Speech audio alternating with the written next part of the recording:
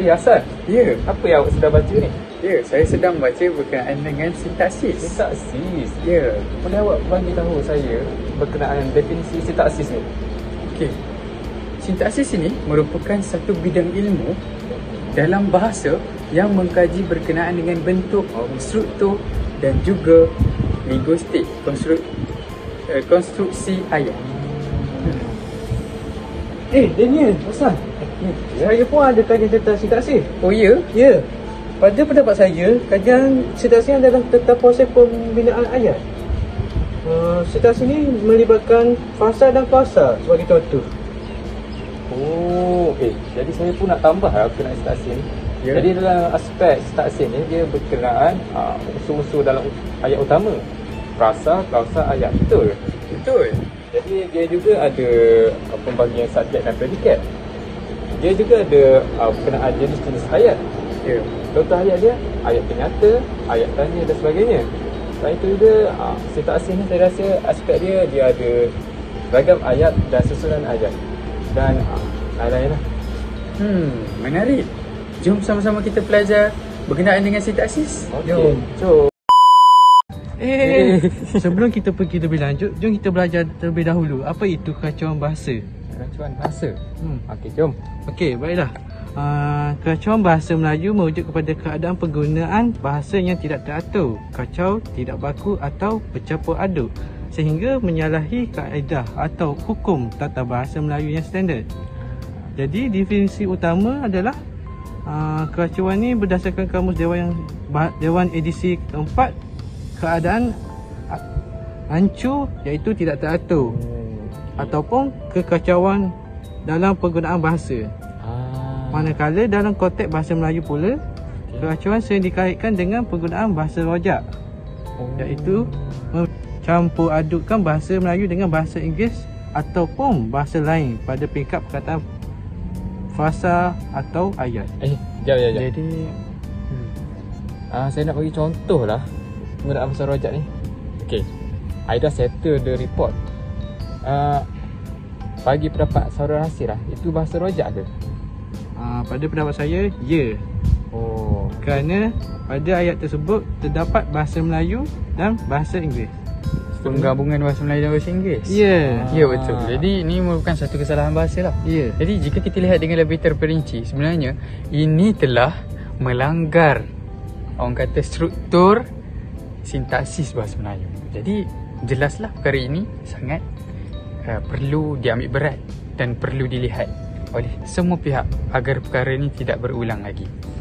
Jadi mungkinlah kita boleh tahu apa isu-isu terkini yang mungkin berlakulah dalam negara, di seluruh mungkin di dunia pada hari ini berkenaan dengan kerancuan bahasa Melayu.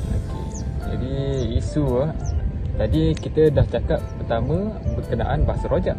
Jadi yang kedua saya rasa lah berkenaan pengaruh bahasa dialek atau bahasa pasar. Jadi apa itu bahasa dialek atau bahasa pasar ni? Dia berkenaan penggunaan unsur bahasa dialek atau bahasa pasar dalam situasi rasmi atau tulisan secara formal. Okey. Itu yang kedua. Yang ketiga? Yang ketiga mungkin kita boleh ambil kepada penggunaan hukum tata bahasa, iaitu hukum tata bahasa baku, iaitu kita ataupun manusia pada hari ini sering melakukan kesalahan dari segi sintaksis, iaitu susunan ayat, morfologi, susunan ayat, imbuhan dan sebagainya. Jadi pemilihan kata dan penggunaan katanya tidak sesuai, dan ini merupakan satu perkara yang kita perlu lihat dari semasa ke semasa agar masyarakat pada hari ini sentiasa peka dan juga syakna akan hukum tata bahasa baku. Jadi sebenarnya perkara-perkara ni kita perlu ambil berat dan kita perlu berilah mereka pengetahuan sebenar, iaitu mungkinlah ada kesalahan bahasa melalui media sosial. Mungkin masyarakat di luar sana kita tidak tahu. Mungkin kita sebagai guru bahasa Melayu perlu memperkenalkan ataupun menegur, memberitahu apa penggunaan tata bahasa Melayu yang betul berdasarkan apa situasi yang kita belajar lah. Baik. Jadi secara ringkasnya, kekacauan bahasa merosakkan keteraturan, kehalusan dan kewibawaan bahasa Melayu sebagai bahasa kebahasaan dan bahasa ilmu. Okey.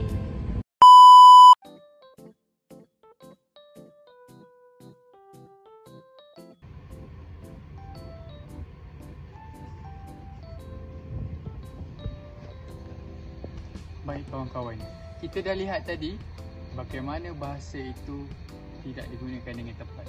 Jadi peranan sintaksis lah yang akan membetulkan penggunaan bahasa Melayu supaya ia dapat dibetulkan. Hadirin hadirat, apa kesalahan yang dibuat oleh kawan kita tadi?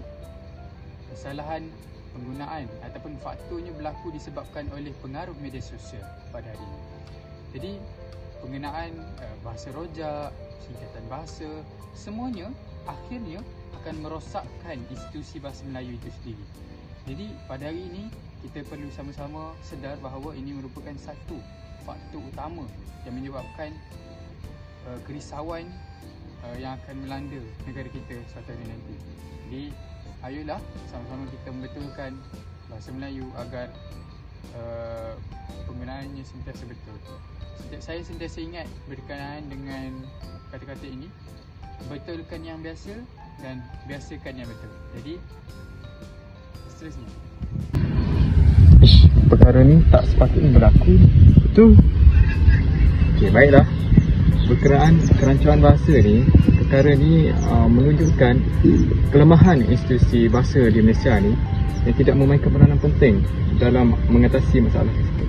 Jadi kalau kita tengok dalam langkah untuk mengatasi masalah ini, ada dua golongan yang boleh mengambil peranan.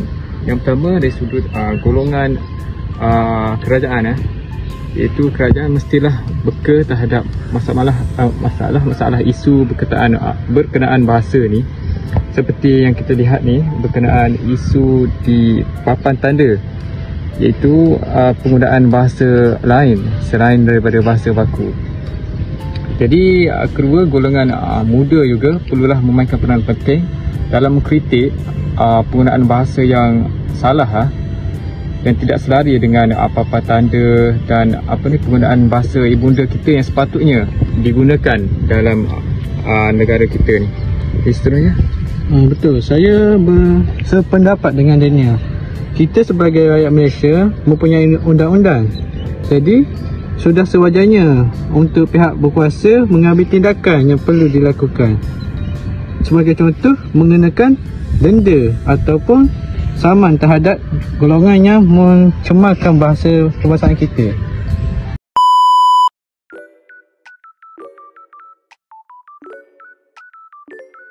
Bomba ni, penyelamat. Kucing atas pokok, kerbau masuk parit, kuda terlepas, ular dalam rumah. Semua kami selamatkan. Berdasarkan kesalahan yang kita lihat sebentar tadi, apa yang dapat kita analisis? Yang pertama adalah jenis kesalahan yang terdapat pada ayat tersebut. Ayat tersebut berbunyi, bomba ni penyelamat kucing atas pokok, kerbau masuk parit, kuda terlepas, ular dalam rumah, semua kami selamatkan. Jenis kesalahan ayat tersebut adalah kesalahan struktur ayat majmuk pancangan yang tidak menggunakan tanda baca atau kata hubung antara klausa. Akibatnya, hubungan antara pelbagai peristiwa yang disampaikan menjadi tidak jelas dan membingungkan pembaca. baiklah, seterusnya punca kesalahan yang terdapat dalam ayat ini. Yang pertama sekali, tiadanya koma dalam ayat ini. Yang kedua, tiadanya kata hubung antara klausa utama dan klausa kecil. Dan yang ketiga ialah susunan klausa tidak mengikut struktur gramatis yang betul. Jadi seterusnya, analisis mendalam. Jadi kita akan merungkaikanlah secara mendalam apakah kesalahan-kesalahan yang terdapat dalam ayat tersebut. Pertama sekali, klausa dalam ayat asal, kucing atas pokok, kerbau masuk parit, kuda terlepas, ular dalam rumah, semua kami selamatkan. Jadi masalah utama dalam ayat ini ialah klausa-klausa ini tidak mempunyai kata hubung atau tanda baca yang menghubungkannya. Pembaca tidak tahu sama ada kejadian tersebut serentak atau berasingan, dan hubungan logik antara setiap situasi tidak jelas. Jadi apakah struktur gramatis bagi ayat ini? Struktur gramatis bagi ayat ini iaitu klausa utama, bomba ialah penyelamat. Jadi klausa yang kedua iaitu klausa kecil, pelbagai situasi penyelamatan ini perlu disenaraikan dengan jelas menggunakan struktur yang lebih sedari. Jadi pembetulan yang boleh dibuat ialah jadi kita tengok pembetulan, iaitu kita mesti menggunakan ayat majmuk pancangan baku.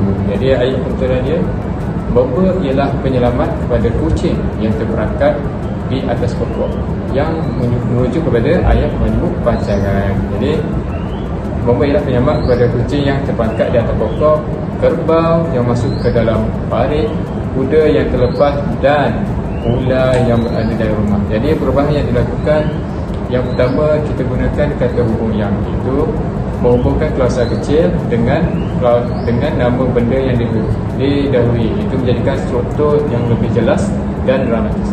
Yang kedua, perubahan yang berlaku itu menggunakan koma sebagai tanda untuk memisahkan sesuatu klausa kecil untuk pembacaan.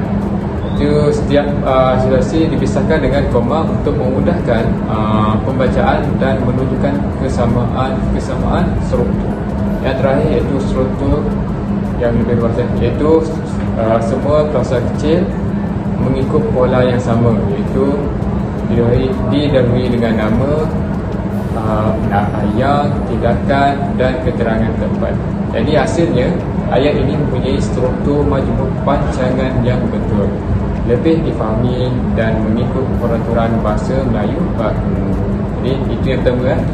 Yang pertama ni pun sebenarnya ayatnya kita perlu betulkan sebab ayatnya terlalu ringkas. Jadi kita kena tambah lah perkataan yang betul tak? Setuju tak? Setuju. Okay.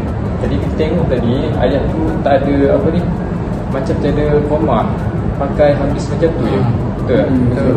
Jadi kita tambahlah ayat banyak pancangan ni supaya kita ada tanda baca yang betul dan boleh kita boleh pisahkan klausa utama dengan klausa kecil yang pertama.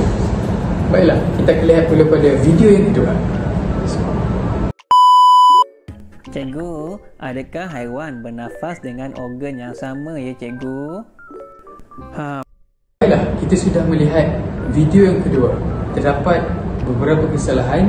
Jadi ayo kita baca terlebih dahulu ayat berdasarkan apa yang telah diberikan. Yang pertama, ayatnya, cikgu, adakah haiwan bernafas dengan organ yang sama ya cikgu? Ayat ini merupakan ayat yang salah ataupun kurang gramatis. Jenis kesalahan ayat ini, yang pertama ialah penggunaan penanda ayat tanya yang menghasilkan ayat yang lewat. Jadi ayat ini menggunakan dua penanda tanya ataupun dua tanda tanya secara serentak. Penanda tanya baku adakah di awal dan partikel lisan ya di hujung. Jadi sepatutnya menggunakan salah satu sahaja dalam ayat ini. Jadi analisis terperinci, penanda tanya baku adakah sudah mencukupi untuk membentuk ayat tanya. Partikel ya adalah bentuk tidak baku yang sesuai hanya dalam percakapan lisan. Jadi ia tidak formal lah. Penggunaan perkataan cikgu di permulaan dan penghujung ayat tidak perlu dan dilihat berlebihan. Jadi kombinasi ini jelas menjadikan ayat ini tidak gramatis dan tidak sesuai untuk penulisan rasmi. Mungkin Hasif boleh betulkanlah ayat ini. Okey, selanjutnya kita pergi kepada pembetulan. Setelah dibetulkan, ayat ini berbunyi, cikgu, adakah haiwan bernafas dengan organ yang sama? Pembetulan yang pertama yang dilakukan adalah satu penanda tanya sahaja, iaitu penanda adakah di awal ayat sudah menunjukkan bahawa ini ialah soalan yang memerlukan jawapan ya atau tidak. Pembetulan yang kedua pula adalah hilangkan partikel lisan, iaitu buang ya, kerana ya adalah bentuk tidak baku yang hanya sesuai dalam percakapan santai, bukan penulisan rasmi. Yang ketiga pula adalah tiada pengulangan perkataan. Perkataan cikgu di hujung dibuang, maka satu penyebutan di awal sudah cukup untuk menunjukkan penghormatan dan konteks. Jadi kesimpulan, ayat pembetulan mengikut struktur ayat tanya baku, ringkas dan sesuai, digunakan dalam konteks pembelajaran rasmi dan penulisan akademik. Baik, jadi kesalahan dua ni kita nampak penggunaan bahasa yang lewah tidak sepatutnya berlaku. Dia menunjukkan kita kelemahan dalam penggunaan bahasa baku kita sendiri. Betul, terlebih lagi dalam bahasa lisan dan bahasa rasmi. Tapi saya ada contoh juga, kalau kita guna kataan yang lewah ni. Contohnya kita guna pelajar tersebut terpaling banyak pandai dalam kelas. Nampak pelik kan? Pelik. Terpaling lagi, banyak lagi. Jadi kita kena pilih salah satu saja untuk menunjukkan dia terpaling bijak ke sebagainya. Jadi siap untuk video yang kedua. Kita lihat pula pada video yang ketiga. Secara kebiasaannya, Mamalia menjaga dan menyusukan anaknya sehingga anaknya mampu mencari makan sendiri. Baik, kita dah tengok video sebentar tadi berkenaan kesalahan yang kita dapat analisis dan yang ketiga. Jadi kesalahan dalam video kita paparkan sebentar tadi, kesalahan tiga berkenaan keterangan, iaitu berkenaan keterangan cara yang berlebihan, iaitu lewah juga. Jadi contoh yang salah yang kita lihat sebentar tadi, secara kebiasaannya Mamalia menjaga dan menyusukan anaknya sehingga anaknya mampu mencari makanan sendiri. Jadi kita dapat lihat jadi kesalahan di sini itu kesalahan lewah, iaitu berlebihan dalam penggunaan keterangan cara. Jadi frasa seperti secara kebiasaannya mengandung unsur yang menyebabkan pengulangan makna dan melanggar prinsip kesederhanaan bahasa baku. Jadi analisis terperinci dalam kesalahan ini iaitu kata dasar kebiasaan sudah mengandungi maksud amalan biasa. Jadi penggunaan kata sendiri nama mula secara bersama imbuhan ke-an dan akhirnya menjadikan frasa ini berlebihan, iaitu menjadi kebiasaannya. Jadi yang ketiga, kombinasi tiga unsur ini menghasilkan makna yang berulang dan tidak diperlukan. Dan akhir sekali, struktur ini melanggar prinsip bahasa Melayu baku yang mengutamakan kesederhanaan dan ketepatan. Jadi seterusnya pembetulan. Okey, seterusnya kita pergi kepada pembetulan pada ayat ini, iaitu pembetulan keterangan cara baku dan ringkas. Bentuk-bentuk baku yang digunakan iaitu yang pertama biasanya, bentuk yang paling ringkas dan langsung.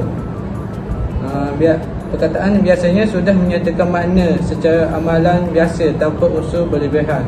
Yang kedua pula, pada kebiasaannya, bentuk alternatif yang lebih formal menggunakan posisi pada dengan fasa nominal, iaitu kebiasaannya, untuk menyatakan maksud yang sama.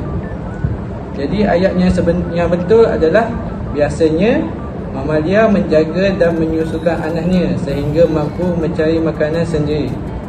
Jadi hasil daripada pembetulan tersebut, ayat ini lebih ringkas, jelas dan mengikuti struktur bahasa Melayu baku tanpa mengubahkan makna yang ingin disampaikan. Frasa secara kebiasaannya perlu dielakkan kerana bukan bentuk baku dan formal. Ya, kali ini kita dapat lihat lagi penggunaan bahasa yang lewah.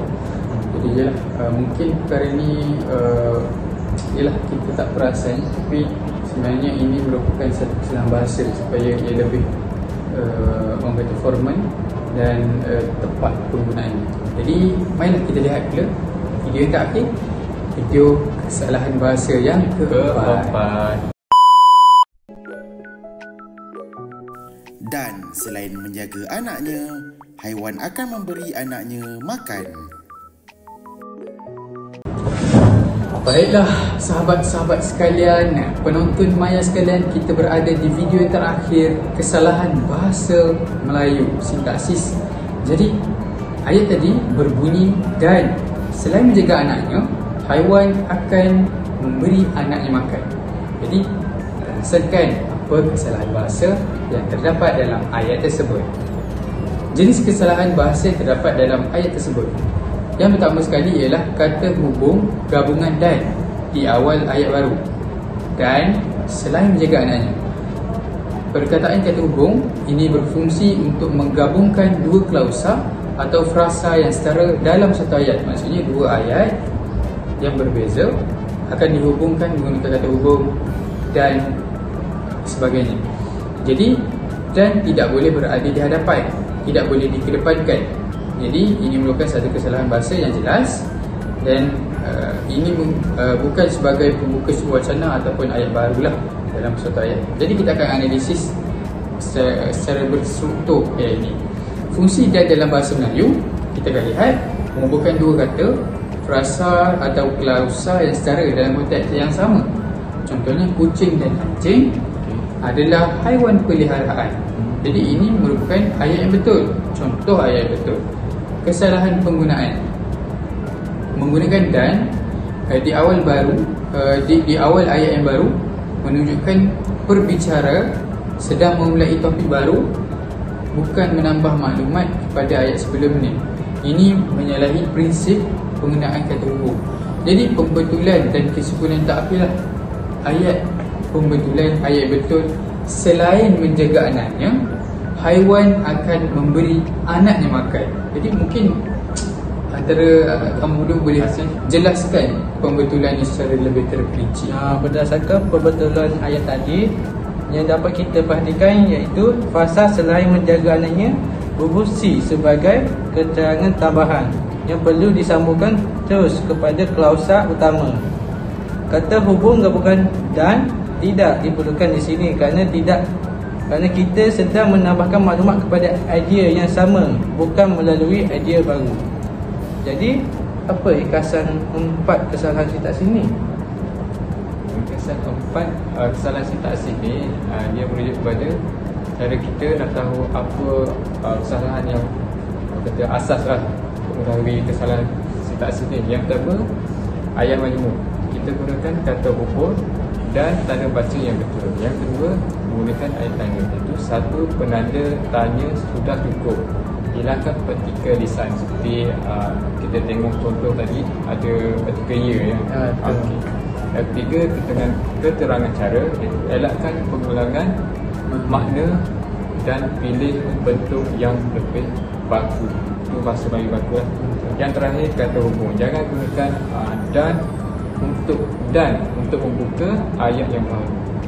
Dan jadi dengan memahami 4 jenis kesalahan sintaksis yang asas ini, pelajar dan pendidik dapat memperbaiki kualiti tulisan bahasa Melayu mereka. Jadi tulisan yang dramatis dan tepat strukturnya akan meningkatkan kejelasan komunikasi kita serta meninggalkan kesan profesional yang lebih baik kepada pembaca. Jadi kita dah pun selesai membahaskan review analisis bedah ayat lah.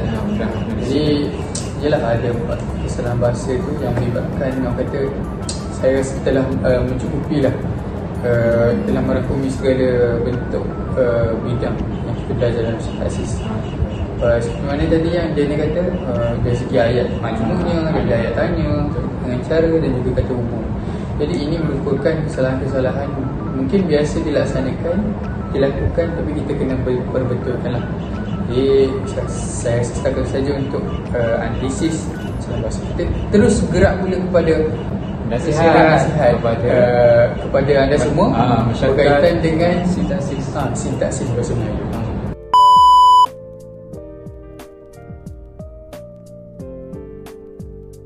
Baiklah, kita telah pun analisis, kita telah pun melihat apa kesalahan, apa yang perlu diperbetulkan.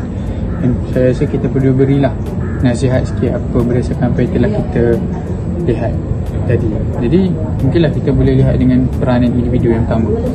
Jadi peranan individu ni sangat penting lah, sebab segalanya bergantung ke atas individu itu sendiri. Jika seorang individu tu ada kesedaran dan ingin melakukan perubahan, mungkin dia boleh bantu sahabat lain. Tapi perkara yang paling utama sekarang ni ialah supaya membetulkan bahasa melalui diri sendiri.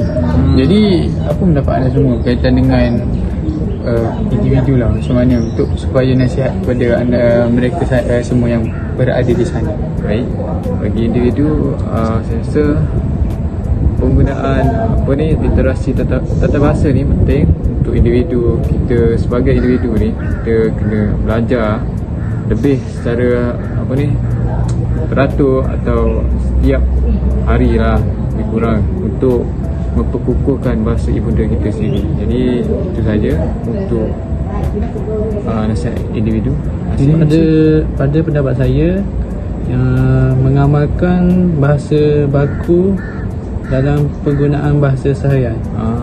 Hal ini memudahkan kita untuk membezakan yang mana bahasa baku dan yang mana bukan bahasa baku. Peranan lain ni di peranan selepas individu, saya rasa peranan yang memainkan peranan penting juga, iaitu peranan media dan media massa lah, dan institusi. Jadi peranan media massa ni kita tahu sekarang menjadi bahan yang penting untuk masyarakat terkini memperoleh ilmu, berita-berita terkini dan sebagainya lah. Jadi pihak media ni seperti orang kata pempengaruh memainkan peranan penting lah bagi menyampaikan sedikit banyak berkenaan bahasa ibunda kita lah, menggunakan bahasa yang gramatis, menggunakan bahasa yang baku, tanpa bahasa tanpa kerancuan bahasa yang lain dan sebagainya lah bagi masyarakat kini. Jadi selain itu juga ketegasan di peringkat rasmi seperti institusi kerajaan, pendidikan tinggi dan sebagainya perlu menguatkuasakan lagi penggunaan bahasa Melayu sepenuhnya dalam mesyuarat.